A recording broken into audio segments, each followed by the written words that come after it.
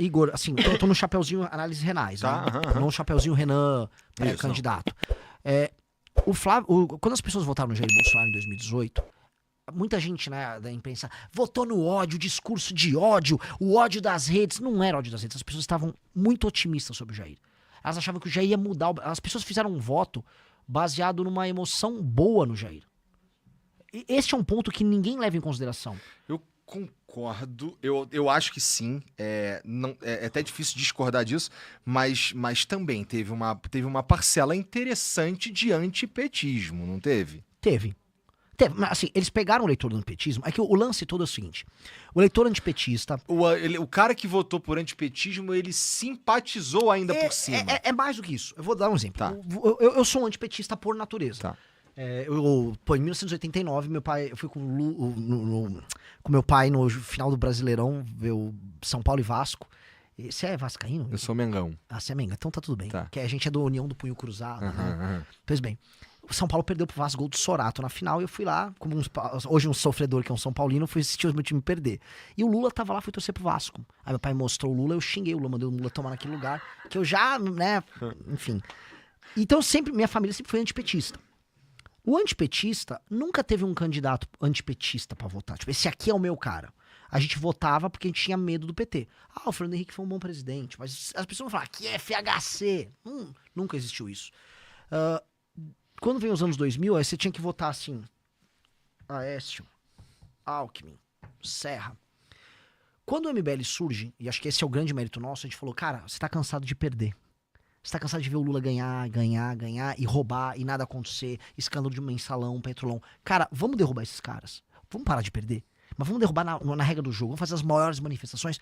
E aí esse eleitor começou a ter Lava Jato, manifestação. Então esse eleitor que ele tinha uma coisa política negativa, de negação ao PT, ele começou a ficar, vencendo, 2, otimista. Pô, vamos tirar esses ladrões, o Brasil vai melhorar, o Brasil vai dar certo, o Brasil vai porrar. Pô, vamos lá. Então a galera entrou numa vibe otimista. Quando você fica muito otimista, o que acontece? Em tudo na vida, você fica meio otário também. Você abre suas defesas, porque você tá otimista, e alguém pode te levar a erro. Essa pessoa, quem foi o candidato que pintou nesse processo quando ele tava otimista, foi o Bolsonaro. A pessoa identificou o Bolsonaro como... Pô, ele é que nem eu, ele quer matar os vagabundos, ele não é ladrão, ele tá apontando o dedo pros corruptos, ele é carismático, ele faz arminha. Eu acho que a construção desse cara também... Porque assim, quando a gente tá falando de um ponto em 2018, né? É claro que tem uma construção que vem antes, tem todos os escândalos, é a história que você estava contando. E o Bolsonaro, ele vem construindo uma reputação que essa, pra mim, é a maior mistério, é uma reputação de mito. Ali, a partir de 2016 pra frente, eu lembro, cara, sabe por que eu lembro? Porque eu tinha um canal de videogame antes, eu fazia vídeo de Mario Maker, sabe qual é? Mas de vez em quando eu fazia uns vlogs. Sim. E aí, teve um dia que os caras estavam indo nos meus vídeos lá, que eu não falava muito de política, mas não falava de política, os caras iam falar de Bolsonaro, de mito, não sei o quê. 2016. Isso. E eu vi as coisas que estavam acontecendo no mundo, né? E eu fiz um vlog pra falar, porra, mito? Calma aí, cara. O cara tá aí há mó tempão, deputado, ele não é exatamente um outsider, tá ligado? O ponto, o que eu quero dizer, lá em 2016 ele tava já construindo uma reputação de mito, e em 2018 ele sei lá, contou com a circunstância, né, de não ter o Lula, por exemplo, pra disputar, e levou. Sim, foi exatamente isso. Foi exatamente isso. E a construção do mito... pensa assim, o nome mito estava sendo usado não na política brasileira, mas o Rogério Ceni, ele tinha sido chamado de mito. E aí tinha na iconografia da internet essa coisa de chamar os outros de mito. Então era o mito Ceni. Esse foi um dos primeiros caras grandes a ter o nome mito. Ele é um mito. Eu lembro que eu fiz uma pré-campanha para deputado estadual, uma campanha para deputado estadual do Paulo Batista, que ele era chamado de mito também pelas pessoas. E o Bolsonaro também era chamado de mito. Esse lance do mito era uma coisa de internet, de não quer futebol. dizer que é um... Não, é que ele era um meme legal. Era legal você trollar na internet com o Bolsonaro. Era legal você gravar via, você... Tu diria que o Bolsonaro era o 6'7" da época? Ele era. Ele foi. Por isso que, repara assim, quem estava na tua live, está fazendo o live de Mário, você não era uma senhora de 60 anos que é o público do Bolsonaro agora. Era um garoto. Era. O garoto, ele começa a campanha. Todo o fenômeno de política ou de meme começa com, em geral, homens jovens. Existem os memes de esquerda, os memes de, sei lá, memes gays. Existe um universo próprio. O grande meme da internet, entretanto, ele envolve muito futebol, game, zoeira, e ele é mais à direita. Esse meme, Bolsonaro surge nesse seio como meme. E aí ele cresce como meme. E aí as pessoas não souberam separar o que era o meme do que era o homem real. O Bolsonaro era um político falho, com vários problemas, beleza. Mas não, ele é um mito. Não, vai ser demais. E aí ele era um homem muito falho. E as pessoas queriam acreditar que ele era o mito. Então as pessoas votaram no mito porque elas estavam muito otimistas. O Bolsonaro vai pra eleição, ele ganha a eleição. Ele tem um evento que é um evento quase profético, o negócio da facada, sobreviver à facada. E aí as pessoas acharam que aquilo era quase simbolicamente falando, um rito de passagem. Ele toma uma facada e ele se torna outra coisa. E aí ele ganha a eleição, só que quem conhecia o Bolsonaro sabe sim que o Bolsonaro é um homem muito simples, não entende nada do que tá fazendo, tem seus problemas de corrupção e não sabe nada como resolver os problemas do Brasil. Ele só sabia falar os chavões. Cara, ele vira presidente e foi aquilo que a gente viu. Então, assim, quando você vota num meme, você tem as consequências de votar num meme. Mas as pessoas votaram num meme porque elas estavam otimistas. E era um sentimento bom que elas tinham com relação ao Bolsonaro. Pois bem, hoje não existe esse sentimento bom com o Flávio. Hoje as pessoas justificam a votação no Flávio, dizendo ele tem chance contra o Lula. É só isso. Ele tá na frente na pesquisa, o que vira quase uma profecia autorrealizável na cabeça deles. Se eu ficar falando que ele tá na frente da pesquisa, ele vai ficar na frente da pesquisa, e aí ele pode ficar na frente da pesquisa, e aí eu justifico que ele tá na frente da pesquisa. O lance é alguém avisar, cara, ele perde do Lula. Tudo desmorona. Não existe o Nicolas, que seria o grande porta-voz deles ali. Ontem ele fez um discurso muito ruim defendendo o Flávio, dizendo assim, olha lá, o Flávio é o único que tem chance de ganhar do Lula, então temos que ir no Flávio. É bem ruim mesmo, esse argumento é bem ruim mesmo. É tipo, cara aí, não é que ele não fez merda. Não é que ele não tá envolvido. É que, porra, tem que tirar o Lula, né?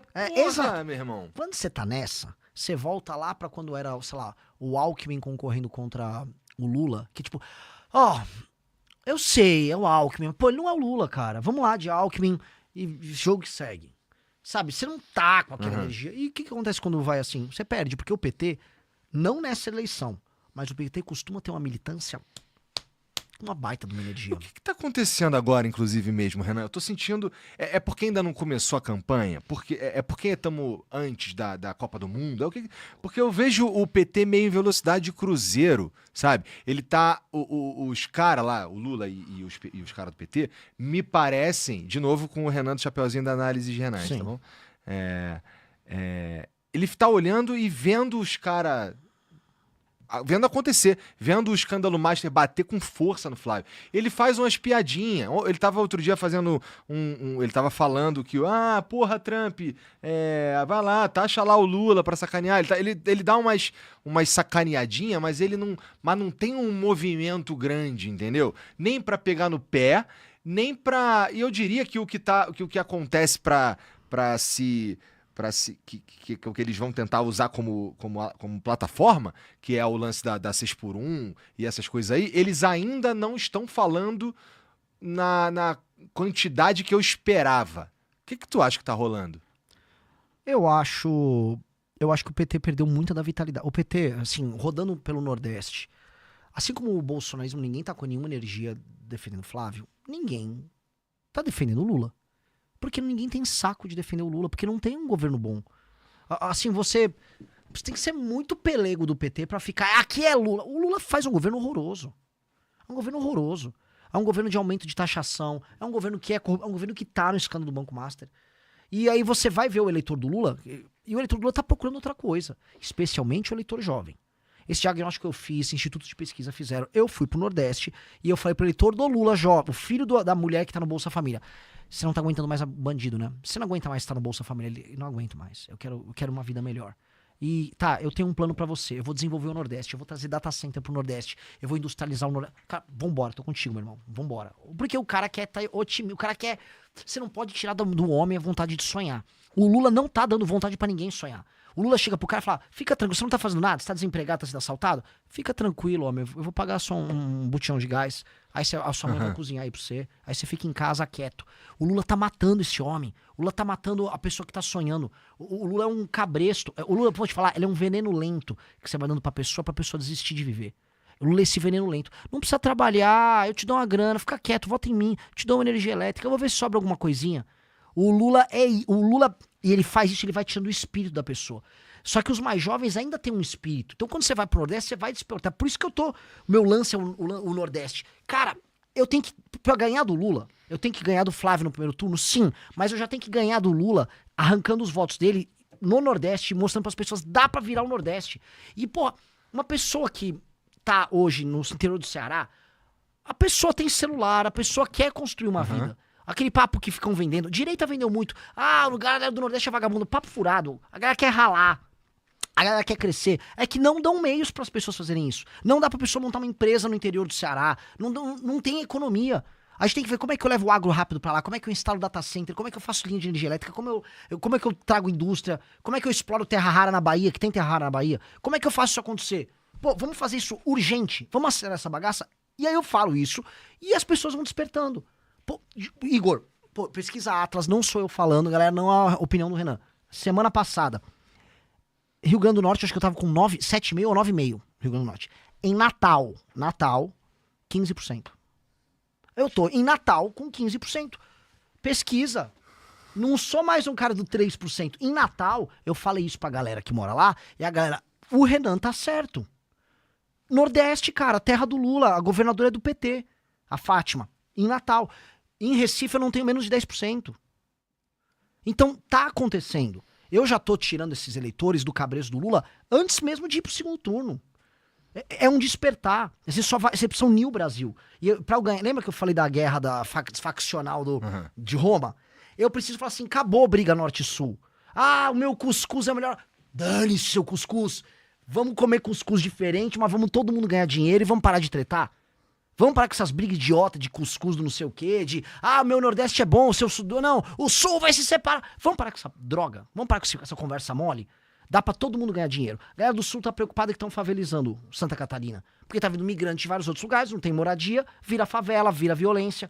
Tá, fica tranquilo, eu vou fazer o desenvolvimento econômico lá no Pará, lá no Nordeste, e depois vou baixar imposto pra você aqui, e vai sobrar dinheiro pra vocês fazerem estado em Santa Catarina, tá? Tá bom pra você? Tá legal. Aqui em Santa Catarina a gente se vira com isso. São Paulo, mais ou menos a mesma coisa. Rio, vou precisar desfavelizar geral no Rio. Vou precisar fazer o Rio um lugar sério. Não, mas beleza. o Trump vai te ajudar, porra. Vai nada. Esse aí é papo.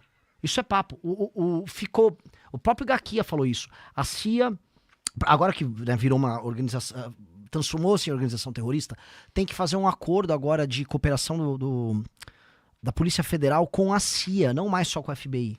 Aí será que o governo Lula vai ter velocidade pra isso? Eu não sei, assim, no fim do dia, não vai ser tropas americanas que vão destruir o Comando Vermelho. Não vai ser a CIA que vai derrubar o PCC. Tem que ser a gente, por duas razões. Um, porque só pode ser a gente, é o nosso território. E dois, eu não tô entendendo, a gente vai deixar um gringo vir aqui fazer a nossa... Então o que mais? Então entrega o Brasil pros gringos. Lógico que não pode ser isso. E não é que eu não queira que os Estados Unidos ajudem e cooperem nisso. E não é que simbolicamente isso não seja bom. Mas a externalidade disso, especialmente com o bolsonarismo comemorando, é que as pessoas simplesmente param de falar do problema e acham que vai ter uma solução. O Trump vai resolver. E se o Trump perde a eleição?